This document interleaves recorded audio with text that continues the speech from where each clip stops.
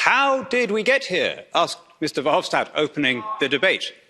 There was a referendum in 1975 which went in favour of continued membership. There was no continuity leave campaign after that. People accepted the result with good grace. They didn't seek to overturn it. Indeed, Euroscepticism was confined to the fringes of the Benite left.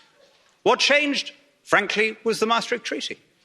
Up until that moment, it was still possible to see the EU as a club of nations, as an association of states primarily concerned with trade and economics. But after Maastricht, it became clear that EU jurisdiction was being extended into a whole series of completely uneconomic fields: foreign policy, culture, migration, citizens' rights, etc., and that the aspiration was to have the EU as a quasi-state with a flag and a parliament and a currency and a president and external embassies and all the other accoutrements.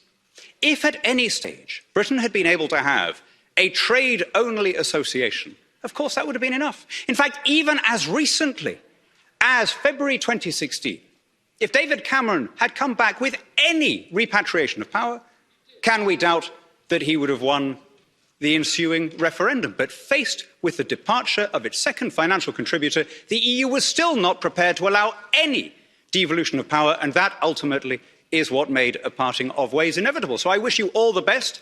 I want to return to the kind of vision that Churchill set out, where he said, let's have a united Europe with Britain looking on as a friend and sponsor. You are losing a bad tenant, but gaining a good neighbour. Vous allez perdre un mauvais locataire, vous allez gagner un bon voisin.